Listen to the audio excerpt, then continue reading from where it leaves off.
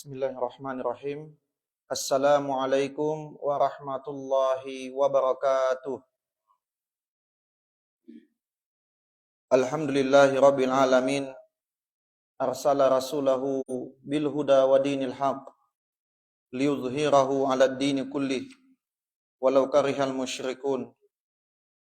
Allahumma shalli ala Muhammad wa ala ali Muhammad wa man tabi'ahum bi ihsanin ila yaumiddin. Pertama dan terutama sekali, marilah kita memanjatkan puji syukur kehadirat Allah Subhanahu wa taala, di mana Allah Jalla wa Ala telah mengutus rasulnya dengan petunjuk Al-Qur'anul Karim dan agama yang benar untuk diunggulkan atas segala agama, walaupun orang-orang musyrik tidak menyukai.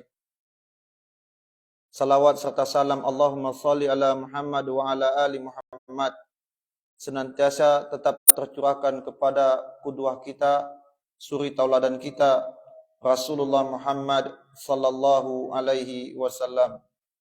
Tidak ada jalan keselamatan, tidak ada jalan kebaikan melainkan dengan mengikuti jalannya Rasul sallallahu alaihi wasallam. Kita tidak akan sampai kepada surga rahmat Allah Jalla wa Ala sampai kita benar-benar mengikuti Nabi sallallahu alaihi wasallam dalam peribadahan kepadanya. Maka talabul ilm adalah salah satu jalan untuk mengetahui mana batasan-batasan syar'i, mana yang dibolehkan oleh syariat, mana yang Allah inginkan atau mana yang diinginkan oleh Allah Subhanahu wa taala di dalam peribadahan kepadanya. Karena sesungguhnya ibadah bukan dibangun di atas zon, dugaan, tetapi ibadah itu dibangun dengan ilmu. Maka semoga Allah Jalla wa Ala melembutkan hati kita untuk menerima kebenaran yang bersumber dari Al-Qur'anul Karim dan Sunnah As-Sahihah. Ibu-ibu, bapak-bapak, rahimani wa rahimakumullah. Kemarin kita telah masuk pada poin pertama tentang prinsip dasar Islam yang harus diketahui, dan ini adalah hal yang utama, di mana prinsip dasar itu adalah kaitan dengan mensyukuri nikmat Islam. Ya, mensyukuri nikmat Islam yang Allah karuniakan kepada kita tentunya. Kita telah menyebutkan beberapa dalil, lebih kurang 2 dalil, tentang bagaimana Allah Jalla wa Ala menyebutkan tentang huda atau hidayah. Sebagaimana firman Allah Quran Surah Al-An'am ayat 125. Ya, ini telah kita sebutkan kemarin, Quran Surah Al-An'am 125. Ini kaitan dengan poin yang pertama, dari mensyukuri nikmat Allah berupa nikmat Islam. Apa kata Allah? Famay yuridillah, barang siapa yang Allah inginkan ayyahdiyahu, untuk mendapatkan hidayahnya, yashrah sadrahu lil Islam, maka Allah akan lapangkan dadanya untuk menerima Islam. Dia tidak akan ngeyel, dia tidak akan ngedumel, dia tidak akan ngebantah. Jadi kalau ada kita ibu-ibu, bapak-bapak masih membantah, sudah didatangkan kepada kita burhan, bukan nama orang bu. Burhan itu adalah dalil Al-Quran dan hadis. Tapi kita bantah dengan ucapan qaul, ucapan selain qala Allah dan qala Rasul. Datang kepada kita dalil, kita katakan, kata kiai saya seperti ini. Kata buya saya seperti ini. Kata ustaz saya seperti ini. Maka kata-kata seperti ini qila wa qala tertolak. Tertolak di sisi Allah Subhanahu wa taala. Maka kita yang hari ini berada di atas ilmu. Hari ini di atas ilmu, ya. Kemudian ya, datang kepada kita hujah, datang kepada kita burhan dari ayat-ayat Allah dan hadis-hadis sahih Nabi sallallahu alaihi wasallam maka kita tidak akan mengedepankan akal dalam menimbang sebuah nas. Nah, itu tadi kaitannya, yashrah sadrahu lil Islam. Wa may yurid ayyudillahu, dan barang siapa Allah menginginkan atasnya dhallah, kesesatan. Ya, sebagaimana kebaikan. Sangat mudah bagi Allah untuk menginginkan seseorang itu berada di atas ketaatan atau kesesatan. Jadi kaitan yang poin kedua, barang siapa yang Allah inginkan atasnya kesesatan, yaj'al sadrahu dayiqan harajan, maka Allah akan jadikan dadanya itu sempit lagi sesak. Ya, kalau melihat orang soleh, dia akan ngedubel sendiri. Tak tahan lisannya untuk tidak mencela. Ya, bukan hanya dalam bentuk ibadah salat saja, tidak. Ada orang pakai jenggot, dia buru-buru melebeli dengan label-label, ya, yang itu membuat yang seharusnya itu tidak keluar dari lisan seorang muslim dan muslimah. Begitu pula ada seorang muslimah yang memakai hijab syar'i, dikatain dengan kata-kata yang menyakitkan, yang terkadang orang-orang kufar tidak menyebutkan kalimat-kalimat tersebut. Lihat bagaimana ini, ya kan? Tidaklah ini semua karena Allah menginginkan kepada si pelaku ini adalah kesesatan. Maka jangan heran nanti bapak-bapak, ibu-ibu, ada orang yang mengaku Islam, tetapi dia cinta dengan pemikiran-pemikiran kufar. Walaupun dia menyematkan di dirinya dengan gelaran-gelaran strata sosial yang itu sudah S3 terkadang. Akan tetapi, ya, ucapan-ucapannya itu mengandung nyeleneh. Nah ini. Ya, itu adalah di mana Allah Jalla wa'ala ketika menyesatkan seseorang, maka Allah akan sempitkan dadanya dari menerima ilmu.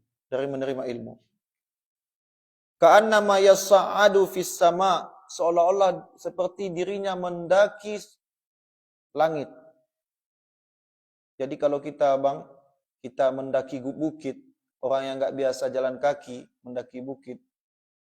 Kemarin waktu ikhwan kita wafat anak beliau, itu tempat pemakaman itu kan agak mendaki itu. Ada salah seorang dari jamaah, karena enggak biasa jalan kaki kan, padahal tanjakannya sedikit. Sudah buat beliau mengeluh. Udah capek kali Ustaz. Ya kan? Capek kali Ustaz. Lalu bagaimana dengan permisalan yang diberikan Allah? Orang yang dirinya disempitkan, artinya tidak diberikan di atas hidayah, dia seolah-olah seperti mendaki langit. Ya. Mendaki langit. Kadzalika yaj'alullah, demikianlah Allah memberikan perumpamaan ar-rijsa 'alal ladzina la yu'minun, ya. Demikian Allah menimpakan siksa kepada orang-orang yang tidak beriman kepada Allah Subhanahu wa taala. Maka dari ayat ini ibu-ibu, bapak-bapak rahimani wa rahimakumullah, bisa kita ambil poin, bisa kita pukul ke diri kita, apakah kita berada di atas hidayah ataukah diri kita berada di atas selain hidayah? Apakah kita benar-benar ingin mencari kebenaran sehingga lapang dada kita ketika datang kepada kita dalil, atau masih ada di diri kita untuk mencari celah-celah kesalahan daripada dalil, atau untuk mencari dalil lain untuk membenarkan amalia-amalia yang selama ini kita kerjakan. Karena berbeda prinsip mencari kebenaran dengan prinsip mencari pembenaran. Walaupun kata dasarnya sama, akan tetapi memiliki masing-masing sekat. Mencari pembenaran, dia akan mencari dalil, mencocoki dalil yang sesuai dengan hawa nafsunya. Adapun mencari kebenaran, ketika dirinya belum mampu untuk mengamalkan, ingat, belum mampu untuk mengamalkan, akan tetapi dirinya tidak akan mengingkari nas. Ini sekurang-kurangnya penerimaan bagi orang beriman. Tapi apakah dia langsung bisa mengamalkan misalkan, maka ini adalah hidayah dari Allah Subhanahu wa taala. Ya. Masih dari topik yang pertama, dari mensyukuri nikmat Allah Jalla wa ala. Juga Allah Subhanahu wa taala berfirman, Quran Az-Zumar ayat 22. Afaman syarahallahu sadrah Maka apakah orang-orang yang dibukakan hatinya oleh Allah Subhanahu wa taala lil Islam, untuk menerima Islam? Ini bukan hanya kaitannya dengan orang yang menerima Islam, orang kufar, orang non-muslim masuk Islam, bukan. Tapi orang yang menerima segala bentuk hukum-hukum dalam Islam, syariat-syariat dalam Islam. Yang notabene banyak dari kaum muslimin, mereka sudah Islam dan mereka Islam.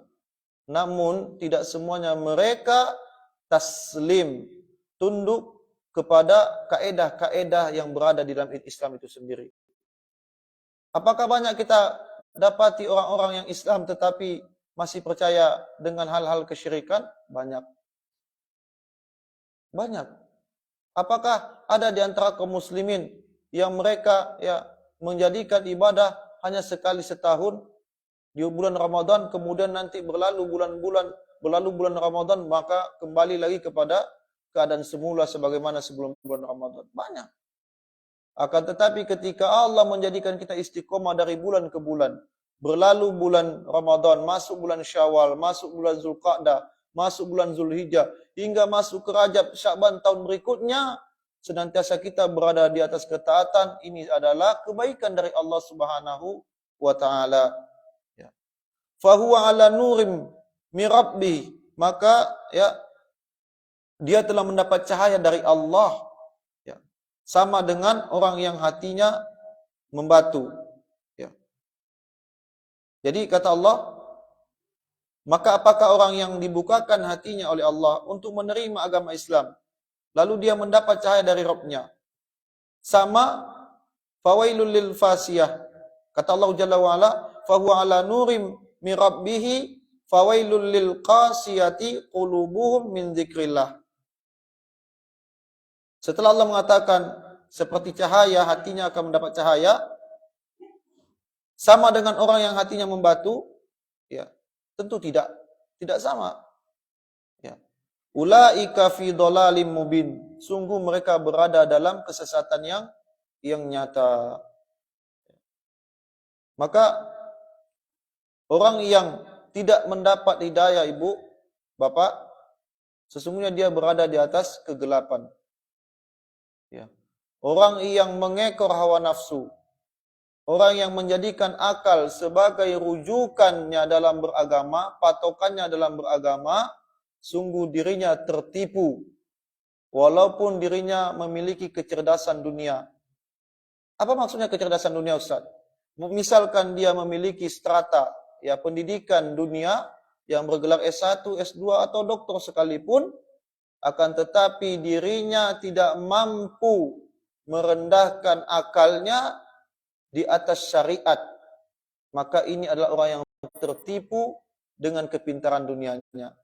Banyak enggak orang ibu-ibu, orang yang berstratakan dunia, berpendidikan dunia, akan tetapi mengotak-ngatik syariat? Banyak enggak, Bu? Banyak. Ya kan? Oh, ayat ini enggak relevan di zaman kita. Oh, hukum ini sudah tidak lagi cocok di zaman seperti ini. Dia mengotak-atik syariat ini sesuai dengan hawa nafsunya. Padahal syariat ini sesuai, akan senantiasa sesuai fi kulli zaman, di setiap zaman. Hatta yaumi yub'atsun, sampai hari kiamat akan tetap sama syariat ini. Inilah keindahan Islam. Hal ini ditandai dengan firman Allah Al-Maidah ayat 3, Al-yawma akmaltu lakum dinakum wa atmamtu alaikum ni'mati wa raditu lakumul Islam madina. Taib. Pada poin yang pertama ini tentang mensyukuri nikmat Islam ini, ada beberapa poin besarnya, sekitar 3 poin, di mana poin yang pertama atau subbabnya adalah kewajiban kita atas karunia yang kita terima. Jadi ada kewajiban kita, ibu-ibu, dari menerima Islam. Tadi Allah berikan kepada kita nikmat Islam, kemudian apa kewajiban kita terhadap Islam ini? Apa kewajiban kita terhadap Islam? Apakah hanya sebatas kita mengatakan asyhadu alla ilaha illallah wa anna muhammadar rasulullah? Pada pertemuan sebelumnya kita telah menyinggung sedikit perkara ini. Banyak dari kaum muslimin berhenti pada makna Tidak ada Tuhan selain Allah. Padahal yang mendekati, yang berada di atas makna yang benar adalah la ma'bud bihaqqin illallah. Tidak ada yang berhak diibadahi kecuali Allah Subhanahu wa taala. Kenapa maknanya seperti ini, Ustaz? Karena orang-orang juga beribadah. Ada orang, ibu-ibu, dia Islam, tapi juga ya meminta kepada orang yang mati. Ada enggak seperti ini, ibu-ibu? Banyak, Ustaz. Ada enggak dia Islam tapi percaya kepada roh leluhur? Banyak enggak? Banyak. Ada enggak, Ustaz, orang Islam ya tapi mereka percaya dengan hal-hal khurafat? Ya apa itu? Kalau gatal tangan kiri dapat duit, gatal tangan kanan keluar duit. Banyak enggak seperti ini? Banyak. Dia mengaku Islam. Maka makna yang tepat adalah mentauhidkan Allah, dan makna tauhid bermuara kepada mengikhlaskan ibadah. Jadi makna ikhlas itu, ibu-ibu, adalah tauhid. Makna ikhlas adalah tauhid. Ya. Apa kata Allah?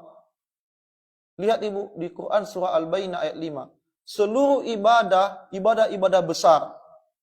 Wa ma umiru, tidaklah kami perintah kepada mereka illa wa ma umiru illa liya'budullaha mukhlishina lahuddin. Tidaklah kami perintahkan mereka kepada perintah agama. Apa itu? Mau salat, mau zakat, seluruh perintah-perintah dalam Islam, kecuali melainkan untuk ya mengikhlaskan, memurnikan ketauhidannya hanya kepada Allah Subhanahu wa taala. Itulah agama yang hanif. Itulah agama yang lurus. Ya. Maka oleh karena itu, bapak-bapak, ibu-ibu rahimani wa rahimakumullah, inilah pentingnya ya agar kita ya senantiasa bersyukur atas nikmat ini. Kewajiban kita dari karunia Allah Jalla wa Ala berupa nikmat Islam ini, kita bersyukur. Bersyukur kepada Allah. Bagaimana tidak bersyukur? Allah memberikan kita yang awalnya seseorang berada di atas kegelapan.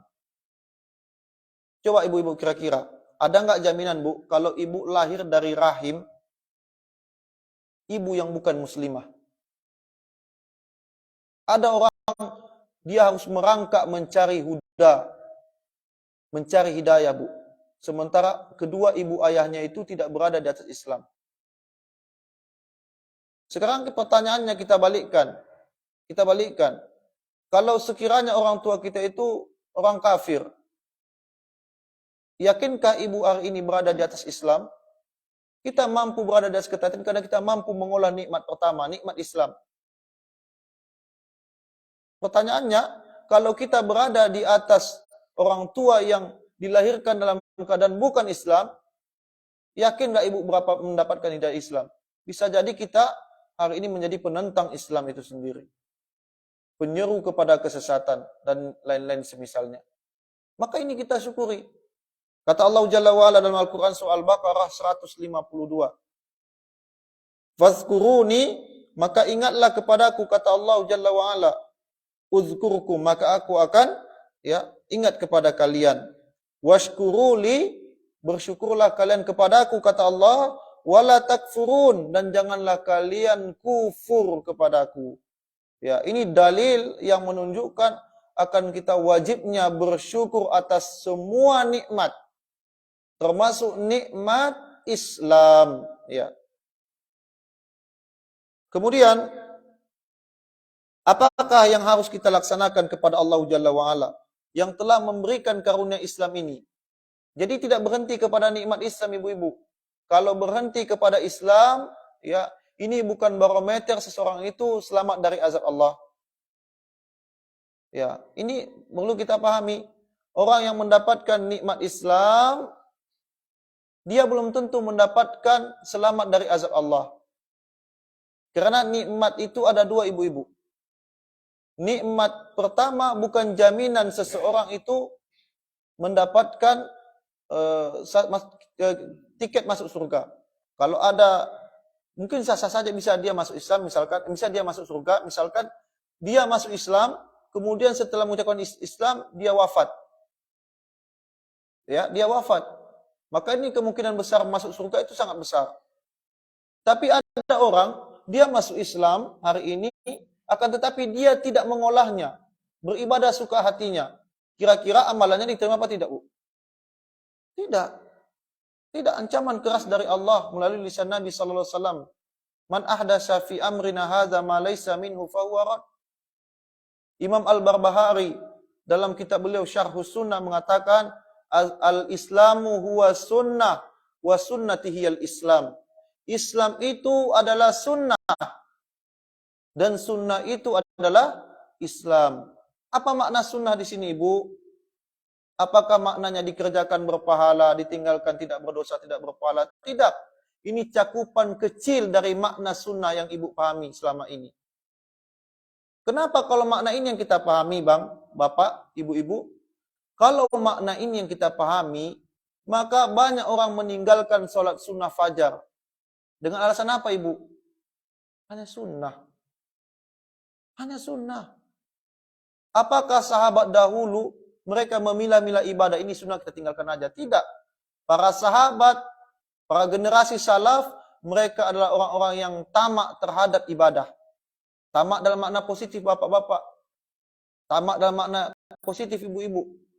Adalah mereka yang rakus terhadap syariat Nabi. Hatta Ibnu Umar radhiyallahu anhuma, yang bernama Abdullah bin Umar, beliau pernah melewati sebuah tempat dan di situ beliau dapati sebuah pohon kurma. Dia tambatkan kendaraannya, beliau sholat di bawah pohon itu. Sehingga sahabat-sahabat Ibnu Umar ya bertanya kepada beliau, "Ma bika ya Ibnu Umar, ya Ibnu Khattab? Apa yang kau lakukan di sini? Kenapa sholat?" Apa kata Ibnu Umar? "Dahulu aku pernah bersama Rasulullah dan aku pernah melihat beliau singgah di sini dan sholat di bawahnya 2 rakaat." Padahal hukumnya tidak kepada wajib. Dan pembagian hukum-hukum ini itu tidak dikenal di zaman Nabi sallallahu alaihi wasallam. Kenapa ada belakangan hukum-hukum ini, Ustaz? Untuk ya memudahkan kita yang bukan orang-orang Arab, memudahkan kita yang tidak mengerti qawaid uslub dalam beribadah kepada Allah Subhanahu wa taala. Zaman salaf, para sahabat, mereka senantiasa ya tidak memilah-milah hukum. Yang penting ibadah, kerjakan. Ada dalilnya, kerjakan. Dan mereka tidak akan ya mereka berhenti dari sebuah ibadah yang tidak ada tuntunannya, yang tidak ada dalil yang berbicara di atasnya. Maka di sini kita bisa dapatkan hukum, bapak-bapak, ibu-ibu, yang harus kita jadikan pelajaran, dan ini kaedah kepada kita. Tidak ada satupun amalia ketaatan yang terlewatkan dari sahabat. Jadi kalau ada ibadah yang hari ini kita lebih membuatnya daripada sahabat, sungguh kita telah mencoreng ya Nabi sallallahu alaihi wasallam, karena agama ini lewat dari pintu mereka. Ada enggak ilmu agama yang tidak lewat dari pintunya sahabat, Bang? Tidak mungkin. Tidak mungkin. Karena seluruh ilmu-ilmu agama itu lewat dari pintunya sahabat. Jadi kalau ada kita membuat amalia-amalia yang tidak ada dilakukan oleh mereka, terlebih lagi tidak dilakukan oleh Rasulullah sallallahu alaihi wasallam, maka kita harus cross check kembali ya diri kita. Ya. Jangan sampai kita seolah-olah lebih mengetahui syariat ini daripada mereka. Karena kaedah yang berlaku adalah laukana khairan lasabaquna ilaih. Kalau ini baik, bapak-bapak, kalau perbuatan itu baik, ibu-ibu, maka mereka akan melakukannya. Karena mereka adalah generasi terbaik dari umat ini. Ya. Maka inilah ya kewajiban kita adalah dengan mengikuti Rasul sallallahu alaihi wasallam. Ya. Allah mengutus Rasulullah untuk diikuti. Ya. Apa kata Allah? Sebagaimana yang kita sebutkan di mukaddimah tadi, huwallazi arsala rasulahu bil huda wa dinil haqq. Dialah Allah yang mengutus rasulnya ya dengan huda, dengan petunjuk. Ya. Rasulullah Allah utus, Bu, bukan hanya sebatas klaim kita klaim kita dia Rasulullah, tidak. Dia membawa pesan khusus dari Rabb-nya, dari Rabb kita, tentang bagaimana undang-undang yang diinginkan Allah. Bagaimana tata cara kaifiat Allah ingin disembah. Tidak dengan akal-akal kita. Allah ingin diibadahi seperti begini. Ruku sujud ini apakah itu datang dari murni dari hawa nafsu Rasulullah atau datang dari wahyu? Datang dari wahyu. Allah mengajarkan Rasulullah melalui Jibril alaihissalam. Begini loh tata cara salat. Begini model rukuknya. Begini model sujudnya. Ini semua berasal dari wahyu. Maka Allah utus Rasulullah salawatullahu alaihi. Kebanyakan dari kita berhenti hanya kepada kami beriman kepada Allah dan Rasul. Selesai. Tapi tidak menjadikan Rasul salawatullahu alaihi sebagai yang berhak untuk diikuti segala bentuk amaliyahnya. Ini kesalahan kita. Nah, ini kesalahan kita. Huwallazi arsala rasulahu bil huda, kata Allah. Wadinil haq. Ya, dialah Allah yang telah mengutus rasulnya dengan petunjuk Al-Qur'an dan agama yang benar untuk diunggulkan, liyudhhirahu 'alad dini kulli, untuk diunggulkan dari agama-agama, ya. Walaupun orang-orang musyrik tidak menyukai, walau karihal musyrikun. Walaupun orang-orang musyrik tidak menyukai, ya. Maka bapak-bapak, ibu-ibu rahimani wa rahimakumullah. Adapun yang dimaksud dengan huda, ya, adalah ilmu yang bermanfaat. Ilmu qala Allah wa qala Rasul salawatullahu alaihi. Ilmu di situ adalah apa yang bersumber dari firman Allah, kalamullah. Dan juga hadis sahih dari Nabi kita Muhammad sallallahu alaihi wasallam. Kenapa dengan hadis Nabi, Ustaz? Karena hadis Nabi sebagai penjelas, sebagai bayan dari Al-Quranul Karim. Ibu tidak akan mendapati bacaan ruku itu melainkan di hadis. Bagaimana ya tata cara wudu, ya, itu tidak selengkap. Kita tahu bagaimana ya menyela-nyela jari kaki, itu hanya dijelaskan pada hadis. Begitu juga bacaan ya ruku kita, baca tahiyat kita, ini tidak kita dapati di kalamullah, Al-Quranul Karim. Makanya Al-Quran dan Sunnah itu, kata Imam Al-Barbahari ya dalam Syarhus Sunnah beliau, Al-Islam huwa sunnah wa sunnatihi al-Islam.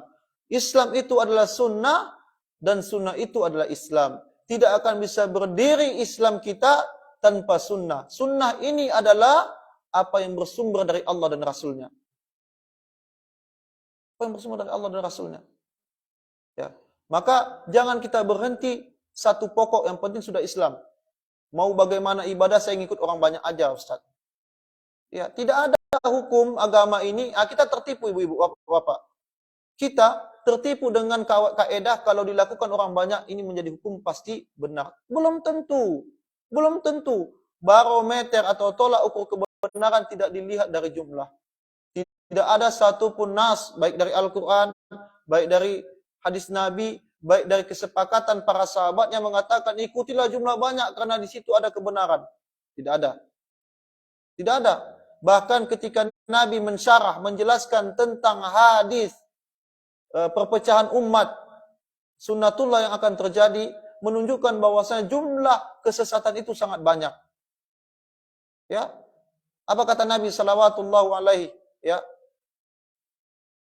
Terpecahnya Yahudi, ya, terpecahnya Yahudi menjadi 71 kelompok, ya kan. Kulukum milan nar illa wahidah. Semuanya masuk ke dalam neraka kecuali satu. Terpecahnya Nasara menjadi 72 kelompok. Seluruh masuk neraka kecuali satu, ya kan. Kemudian akan terpecahnya ya umatku menjadi 73. Salasa wa sab'ina firqatan kullu finnar illa wahidah. Menjadi terpecahnya 73 kelompok dari umatku. Seluruhnya masuk ke dalam neraka Allah, kemudian satu yang selamat. Siapa itu? Ahlus sunnati wal jamaah. Siapa ahlus sunnah wal jamaah? Apakah firqah, apakah kelompok-kelompok sekarang? Tidak. Maksudnya adalah apakah kelompok-kelompok yang dibuat organisasi A, B, C? Tidak. Siapa yang mencocoki kebenaran, di atasnya dia berdiri di atas Al-Quran dan Sunnah, dialah ahlus sunnah wal jamaah. Ya. Maka kewajiban kita tidak akan bisa tahu perkara agama ini sampai kita menuntutnya, sampai kita belajarnya. Makanya Nabi SAW bersabda dengan hadis yang familiar di tengah kita, talabul ilm faridatu ala kulli muslim. Wajib bagi kita untuk menuntut ilmu. Walaupun yang domir yang digunakan ini muslim, juga wajib bagi seorang muslimah juga untuk menuntut ilmu agama. Maka nikmat menuntut ilmu agama, bapak-bapak, ibu-ibu rahimani wa rahimakumullah, merupakan tanda kebaikan. Karena bagaimana mungkin seseorang bisa tahu perkara agama sampai Allah lembutkan dirinya untuk belajar ilmu agama. Ada orang, ya sebagai bayangan ilustrasi kepada kita, ada orang yang hari kemarin dirinya itu maksiat kepada Allah. Tidak ada maksiat yang terlewatkan dari diri, tidak ada hari yang berlalu dari dirinya melainkan yang maksiat. Apapun maksiat dia lakukan. Tahu-tahu besoknya, sekarang dia taubat kepada Allah. Aku kapok ya Allah. Dia bersimpu, dia sujud dia kepada Allah. Sadar dia bahwasanya dirinya ini adalah orang yang banyak dosa. Taubat dia. H+1, apakah dia langsung berilmu? Apakah dia langsung tahu ini halal, ini haram? Tidak. Orang yang berada pada posisi ini wajib digiring ia kepada majelis ilmu. Kenapa? Kalau dia hanya mencukupkan kepada Islam, bisa terjebak kepada maksiat yang kedua. Di mana maksiat kedua ini lebih parah kedudukannya dari maksiat yang pertama. Apa itu? Berbicara tanpa ilmu misalkan. Apalagi beramal tanpa ilmu. Berbicara tanpa ilmu adalah kesesatan, beramal tanpa ilmu kesesatan. Sebagaimana Allah mengatakan kepada kita Quran soal Isra, ya. Wala taqfu ma laisa laka bihi ilm. Janganlah kamu berkata, berbuat dengan sesuatu yang kamu tidak ada pengetahuan tentangnya. Inna sam'a, sesungguhnya pendengaran, wal basar, penglihatan, wal fuad, hati, kullu ulaika kana anhu mas'ulan. Semua ditanya oleh Allah Subhanahu wa taala. Maka jatuhnya kita pada perbuatan kedua nanti berbeda dengan perbuatan pertama. Sering kami ulang-ulang ini supaya kita faham. Orang yang melakukan maksiat sejatinya walaupun dia tidak bisa mengaji, Bu, dia tahu ini salah. Apa contohnya, Ustadz? Contohnya, maaf ini kami singgung ya, maaf tidak ada maksud untuk menjustis seseorang, tidak. Rokok. Adakah dari kita, dari bapak-bapak yang merokok, dia akan membenarkan perbuatan itu untuk anaknya? Nogu, ya gefe beli rokok nogu. Fitrah seorang ayah. Kalau itu baik, pasti ia akan memberikan ini uang jajan nak, ini uang SPP nak, ini uang beli rokok. Apa yang terjadi yang ada? Dia dapati anaknya sekolah merokok, dia akan marah. Bahkan disertai dengan tamparan dan semisalnya. Atau seorang ayah, walaupun dirinya tidak bisa atau tidak mengaji, tidak sholat, dia pingin anaknya ini sholat, mengaji, dia bawa ke TPQ. Kami saksikan, ya lihat nanti ibu-ibu, ini kejadian nyata real. Ya, kami jalan-jalan beberapa TPQ kami perhatikan, dia jemput anaknya di TPQ, tapi dia tidak masuk dalam untuk sholat isya. Apakah bapak ini haid? Sebagaimana datangnya uzur kepada para wanita. Fitrah dia, bahwasanya dia mengingkari perbuatan itu salah. Makanya dia masukkan anaknya untuk tidak mengikuti jejaknya. Itu fitrah. Tapi maksiat yang kedua, ketika dirinya tidak belajar ilmu agama, dia beramal, dia merasa seolah-olah dirinya tidak bermaksiat kepada Allah. Padahal tidak beribadah di atas ilmu sudah merupakan maksiat. Ya. Makanya ya, para salaf dahulu pernah mengatakan inna iblis ahabba bid'ah. Ahabbu bid'ah minal maksiyah. Sesungguhnya iblis mencintai pelaku amalan-amalan yang tidak ada contoh dari Nabi ketimbang pelaku maksiat. Kenapa?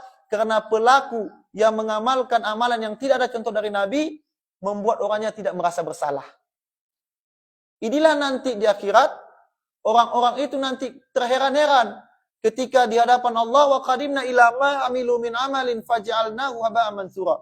Dibawalah amalnya, diangkatlah amalnya di depannya, kemudian diterbangkan seperti debu yang berterbangan. Artinya apa, Bang? Apa artinya, Pak? Tidak dipandang, tidak tertulis sebagai bentuk amal soleh.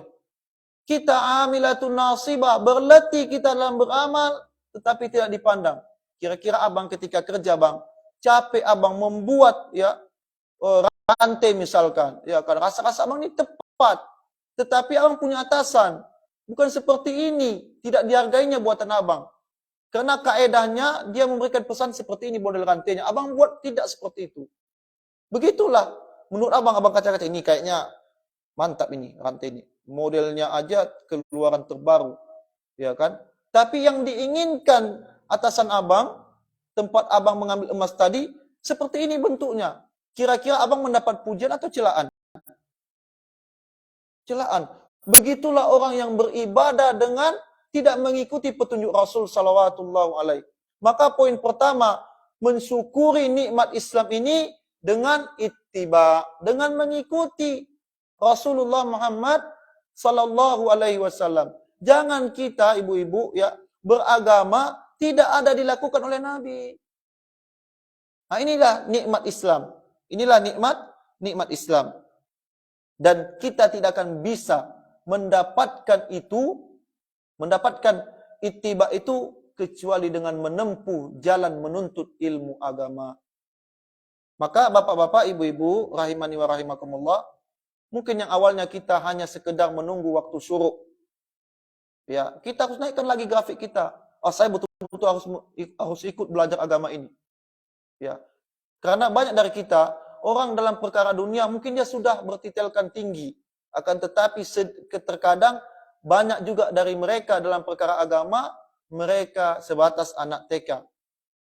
Ya, sebatas anak TK. Dan ini sering kami ulang-ulangi agar kita faham, agar kita sesuai dengan kapasitas dunia kita, umur kita, sesuai dengan pemikiran kita terhadap agama ini. Ya, banyak kami dapati, misalkan begini, Bang, Bapak, dan ini kami dapati, kalau kita sholat, perhatikan, Pak, sholat kita masbuk. Banyak orang yang menjadikan sutra sholat itu hanya sebatas ujung ini. Kita masbuk, kita berada di saf yang belakang, taruhlah saf ketiga.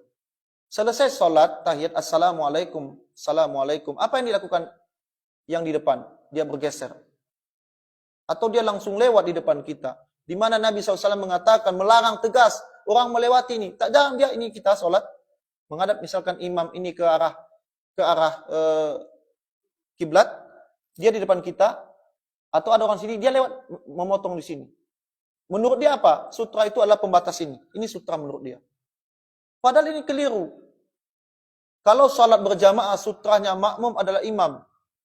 Sutranya makmum adalah imam. Makanya kalau kita salat berjamaah, kalau lewat anak-anak kecil, Bu, itu tidak membatalkan salat kita. Berbeda halnya ketika kita salatnya sendiri, munfarid.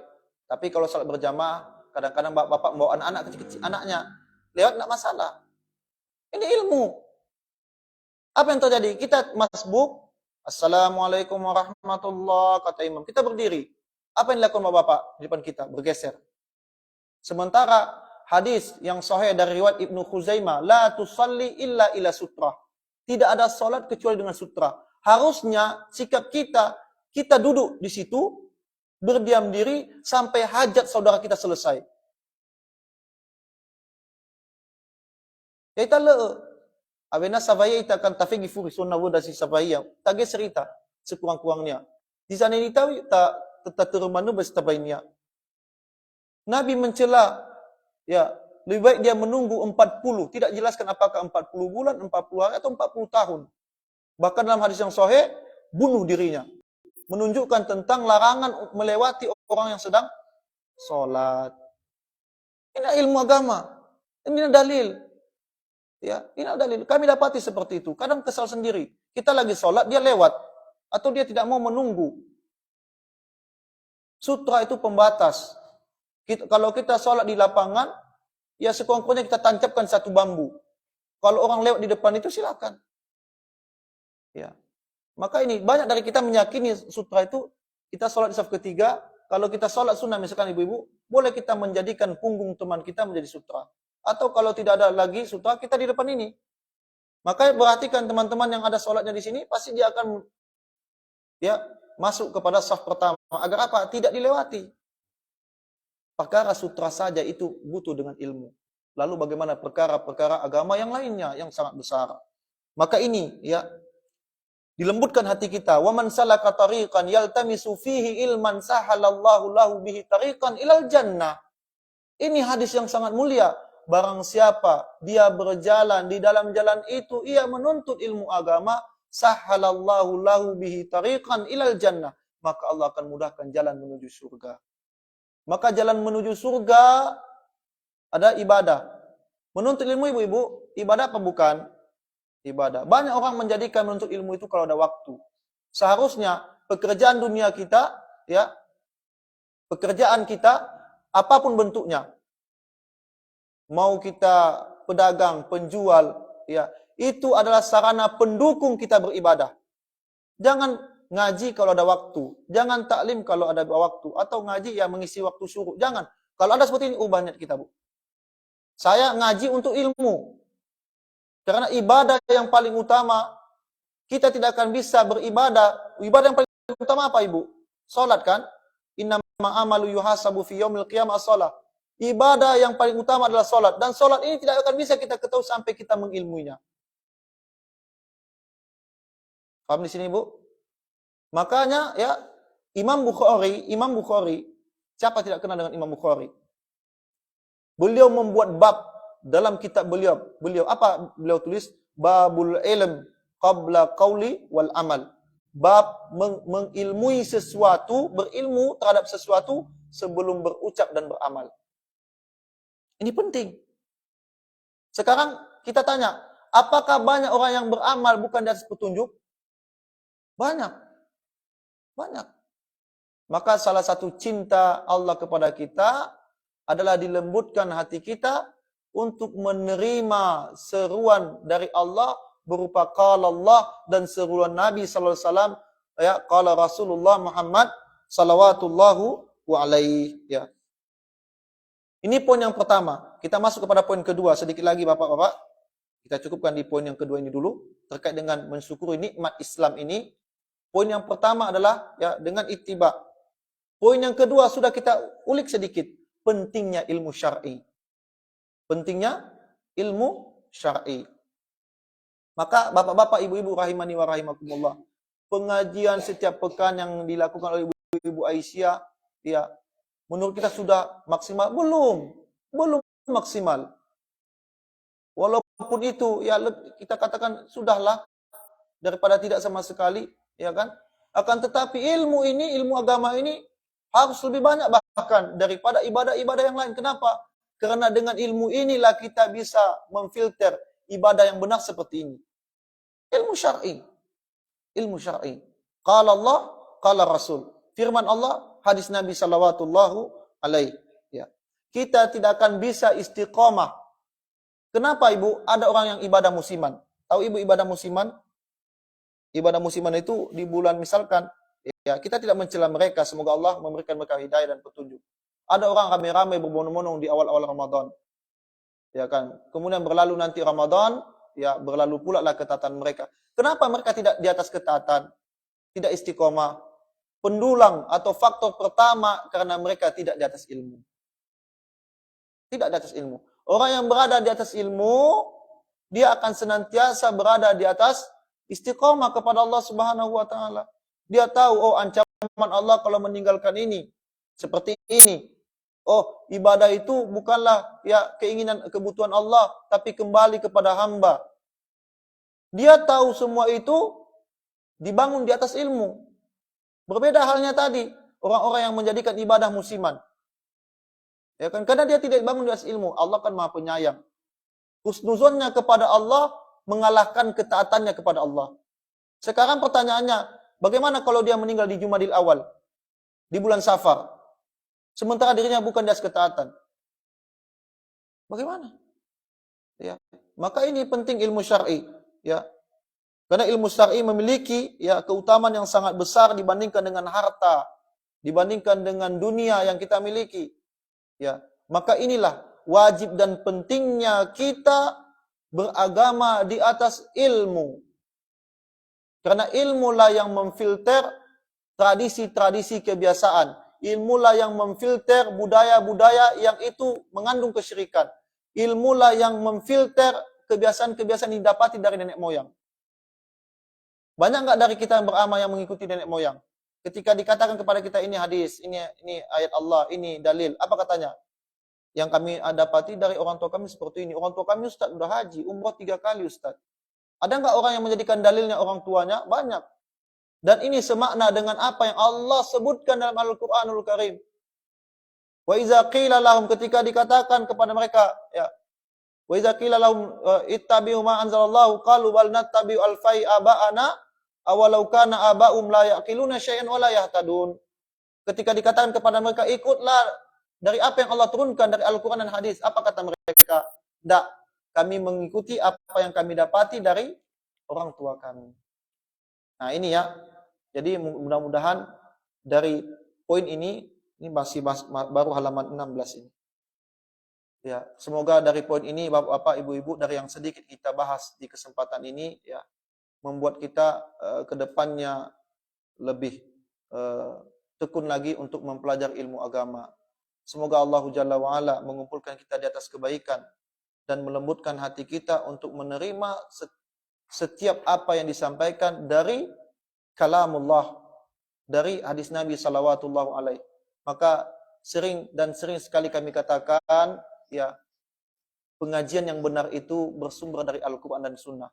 Ketika siapapun da'inya, bukan kepada kami saja, siapapun da'inya, ketika mereka telah mengutip firman Allah dan hadis Nabi, sami'na wa ta'na. Kalaupun kita belum bisa taat di atas sebuah hukum yang disampaikan oleh da'i, sekurang-kurangnya kita tidak memusuhi sang da'i. Sekurang-kurangnya kita tidak mengingkari hukum itu. Dan minta kepada Allah agar Allah lembutkan kita. Jangan baper pula kepada sang da'i. Jangan juga memasang tameng kepada kita, memusuhinya dan lain semisalnya. Mungkin itu saja yang dapat kami sampaikan. Mungkin ada 1-2 pertanyaan yang dirasa itu bisa kita diskusikan. Kepada Bapak Ibu kami persilakan. Waalaikumsalam Pak.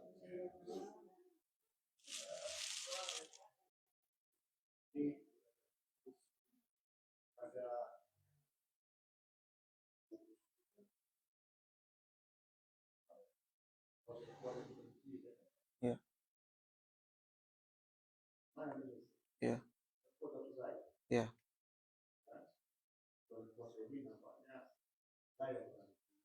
Ya.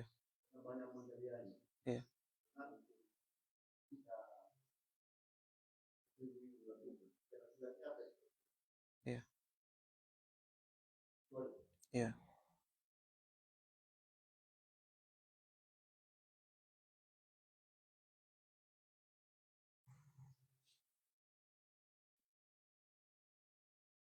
Ya. Ya. Barakallahu fiik. Kepada Bapak yang bertanya tentang pembagian ya Ramadan, ya ada 10 ya. 10 hari pertama itu itqu minan nar, ya terlepas dari neraka Allah. Yang kedua ampunan, yang ketiga itu rahmat gitu. Seperti itulah. Saya tidak tahu apa urutannya. Maka hadis ini adalah hadis yang sangat lemah, dhaif.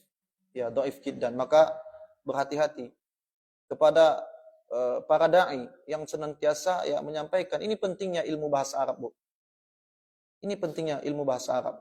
Maka kepada para dai wajib hukumnya untuk mempelajari ilmu bahasa Arab. Wajib. Agar apa?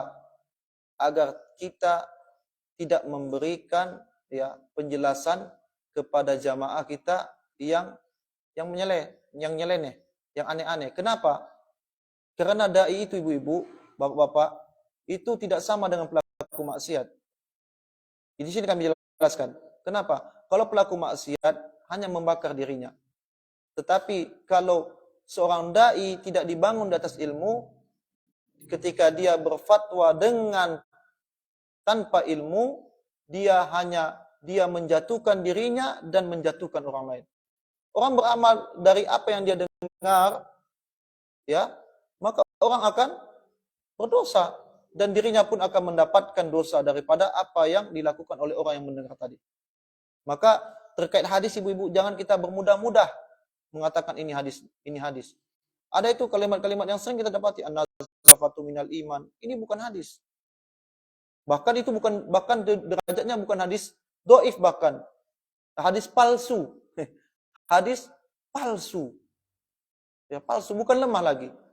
Jadi, ya, walaupun itu lemah, ya, tidak layak itu dijadikan sandaran kepada kita untuk mengatakan, untuk menyampaikan kepada orang, ya, ini hadis dari Nabi sallallahu alaihi wasallam. Termasuk juga di dalamnya itu bermaaf-maafan menyambut bulan suci Ramadan. Ya, hadisnya lemah. Maka jangan jadikan ini sebagai rujukan, ya. Maka kita harus, ya, belajar mengetahui, oh ini ternyata hadisnya ini. Maka lagi jangan diamalkan, ya, jangan diamalkan. Maka kepada Bapak, ya, agar kita betul-betul berhati, selektif terhadap hadis Nabi, ya, terhadap hadis Nabi. Makanya ulama itu sebenarnya ahlul asar, ahlul hadis, ya, ahlul hadis. Makanya gelar al-hafiz. Kalau di Indonesia al-hafiz itu orang yang menghafal Quran. Tapi kalau al-hafiz dalam ilmu Islam adalah mereka yang menghafal hadis. Orang yang menghafal Quran belum tentu menghafal hadis, Pak. Tapi orang yang menghafal hadis sudah barang tentu dia akan menghafal Quran. Makanya ajib para masyayikh ketika mendengar di sini banyak hafiz di Indonesia kita. Di Arab, hafiz itu adalah mereka yang menghafal ribuan hadis. Ya, dengan sanad-sanadnya. Ya, bukan hanya klaim semata. Saya mendapatkan ustaz saya memiliki ijazah menghafalkan 1000 hadis misalkan. Ya, tapi betul-betul dengan sanadnya. Ya, betul-betul dengan sanadnya. Maka ini yang paling penting, Pak, agar kita, ya, ketika ada seseorang yang menyampaikan hukum, kemudian dia mengutip hadis Nabi, haknya kita adalah bertanya, mana dalilnya? Apa dalilnya? Begitu juga Bapak dengan saya. Bapak harus bertanya kepada saya, Ustaz, itu hadisnya sahih apa tidak? Sikap kita para dai jangan baper. Jangan pula kita bilang, dalil-dalil kepalamu. Jangan bukan seperti itu. Karena bertanya tentang dalil, haknya para jamaah. Haknya para jamaah. Jangan kita, sikit-sikit dalil. Ya betul.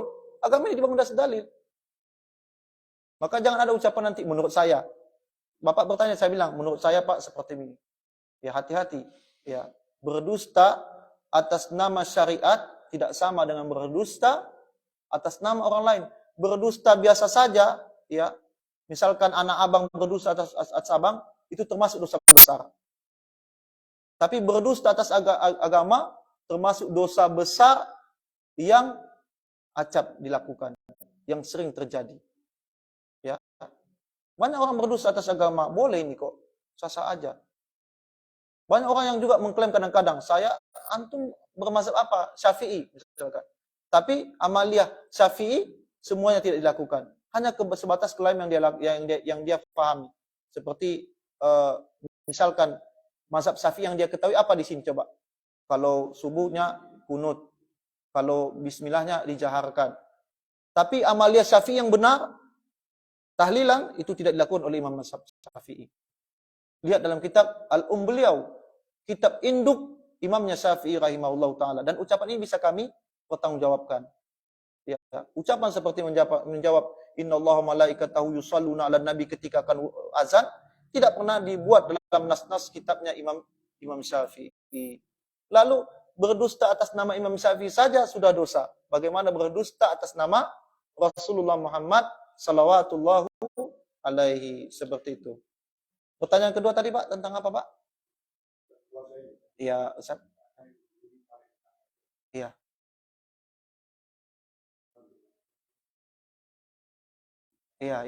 Iya. Toib. Iya, toib. Iya. Jadi bapak-bapak, ibu-ibu, Jangan pula ibu-ibu berkecil hati. Ya, bapak ini cuma nyuruh aja kerjanya. Ya kan? Buat kopi, baru dibuat tadi, udah buat lagi kopi. Ya, misalkan setelah kita buka puasa, bapak ke masjid sholatnya. Udah minum kopi tadi barusan. Balik dari maghrib, Uma, fazaki wa khagu kopi. Datang kita bilang, bapak ini kopi lagi. Ibu tidak mau pahala jihad. Pahala jihad yang seharusnya laki-laki itu dapatkan harus di medan perang. Seduhan kopi yang ibu berikan kepada bapak, itu adalah pahala jihad. Ketaatan ibu. Jadi ada hukum, maka tidak, inilah kesetaraan gender yang ingin dibuat oleh orang kufar. Membuat perempuan itu keluar dari rumah-rumah mereka. Ya, dalam hal ibadah kita berbeda, Bu, kedudukan kita, Ibu. Berbeda. Ada beberapa hukum dalam Islam ya, yang laki-laki itu wajib, perempuan tidak wajib. Bahkan ditekankan. Apa itu? Misalkan sholat. Walaupun khilaf para ulama hukumnya sunnah muakkad, kami pribadi mengatakan, kami berpribadi, untuk pribadi kami mengatakan itu adalah wajib. Terlebih dia para da'i. Ya. Kalau da'i sholatnya subuhnya di rumah, bagaimana umat akan mengikuti? Ya. Bagaimana akan ada syiar-syiar Islam? Maka wajib. Bahkan ya, pendapat yang paling rajih, pendapat itu adalah laki-laki sholatnya di masjid. Sebagaimana Nabi SAW ditanya oleh Abdullah bin Umi Maktum, seorang yang buta, Bu. Yang buta. Datang kepada Nabi SAW untuk meminta keringanan, bertanya tentang perkara agama. Ya Rasulullah, ya saya buta, apakah boleh bagi saya untuk sholat di rumah? Laki-laki ini, Bu, bukan perempuan. Maka kata Nabi, boleh. Berlalu orang ini berpaling, kemudian Nabi memanggil, "Ta'al ya Ibnu Maktum." Kesini wahai Abdullah bin Umi Maktum. Hal sami'ta sautun nida, apakah engkau dengar panggilan azan? Nam ya Rasulullah, sami'tu fa'ajib. Aku dengar, maka tunaikan. Orang buta saja melalui hadis ini wajib. Di zaman itu tidak aspal, Bu. Tanah Arab, tanah gersang. Kadang-kadang kita tergelincir, jatuh kita ke dalam lubang. Seperti Ibnu Maktum, tidak ada uzur bagi beliau untuk meninggalkan sholat berjamaah. Konon lagi kepada da'i. Apalagi rumah dengan masjid dekat. Umat butuh figur. Kalau da'inya azan, dia masih di lapo-lapo, di kede-kede, bagaimana umat akan belajar agama kepadanya? Ya kan? Nah, ini kami tekankan kepada para da'i di mana saja berada, wajib untuk ya menegakkan syiar Islam. Wajib. Ya. Jangan sholatnya di rumah, munfarid. Jangan jadi da'i yang solehah. Apa yang solehah? Memimpin imam sholat di rumah. Ya. Jangan jadi imam yang solehah. Kalau ada suara azan, maka penuhi. Kemudian terkait dengan itu satu hal. Banyak ibadah-ibadah, Ibu, yang berbeda. Ibu, Ustadz, saya ingin mengikuti pahala 25 derajat, 27 derajat yang disebutkan oleh Nabi tentang sholat berjamaah. Ibu akan dapatkan ketika ibu pun juga sholatnya sendiri di rumah. Tapi kalau ingin di masjid, apakah boleh, Ustadz? Boleh, tidak dilarang. Tidak dilarang. Selama memenuhi SK yang berlaku, surat dan ketentuan yang berlaku. Ya, ini bentuknya.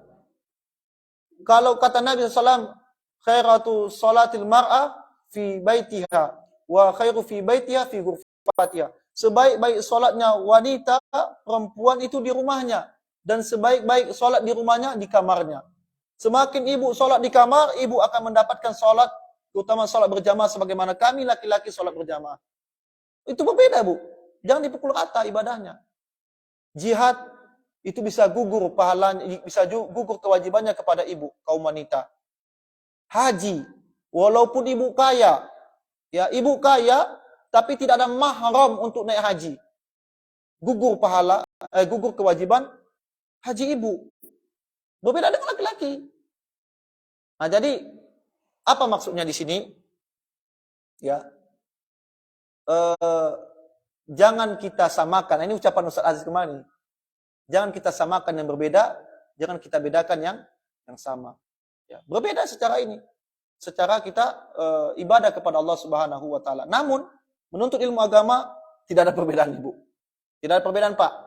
Wajib bagi kita untuk menuntut ilmu agama. Ya. Maka mungkin kita yang pernikahan kita udah terbilang-bilangan tahun, misalkan kita masih bertemu dengan pasangan kita, ya. Tidak ada kalanya kita ya berucap dengan ucapan jazakallah khair, jazakillahu khair ya. Mengucapkan terima kasih Bu, terima kasih banyak Bu ya. Atau dengan kata-kata yang memang membuat dia itu memerah, merona pipinya. Kenapa? Dengan pujian seperti itu, ya walaupun ngedumel ibu, kadang-kadang ibu ngedumel tapi dibuat juga. Dibuat juga, tapi ngedumel. Bu, makasih Bu ya. Nanti ibu mau apa? Ya, ibu mau apa? Walaupun itu sering dibeli oleh ibu, sekarang bapak yang beli. Biar bahagiakan hati ibu, sehingga ibu bertambah rasa cinta dan ketaatannya kepada bapak. Ya, bantu ibu-ibu ini untuk masuk surga dari pintu surga yang mana dia kehendaki. Karena kata Nabi SAW, "Iza sallatil mar'ata khamsaha wa ahsanat farjaha wa ta'at zaujaha, ya, qila laha udkhulil jannah min abwabi ma syi'ti." Kalau perempuan salat 5 waktu, menjaga kemaluannya, menjaga harga dirinya, mentaati suaminya, dikatakan kepadanya, masuklah surga dari pintu surga mana saja engkau kehendaki. Maka bantu ibu-ibu ini Pak untuk mentaati kita. Dengan cara apa? Sering-seringlah mengucapkan terima kasih kepada mereka. Ya, sering-sering mengucapkan terima kasih ini kepada kita yang memiliki pasangan. Tetapi kepada kita, misalkan yang maaf, bukan menyinggung duka ibu, yang hari ini kita tidak bersama dengan suami atau dengan bapak misalkan, maka tentunya ya kita berdoa kepada Allah di bulan puasa ini, ya Allah pertemukan aku dengan abangku. Ya Allah kumpulkan kami dengan karunia yang sangat besar di surga bersama beliau. Ya. Aku ingin bersama dengan beliau di surga. Maka ajarkan anak-anak kita yang notabene itu anak-anaknya berada di atas kesolehan, sehingga dengan wasilah anak ini akan mempertemukan kita dengan abangda tercinta. Ya, seperti ini ya, mungkin ya sudah 648 ya. Semoga Allah Jalla wa'ala ya melembutkan hati kita. Kita tutup dengan doa kafaratul majlis. Subhanakallahumma wa bihamdika asyhadu an la ilaha illa anta astaghfiruka wa atubu ilaik. Wassallallahu ala nabiyyina Muhammad wa ala alihi wa ashabihi ajmain. Assalamualaikum warahmatullahi wabarakatuh.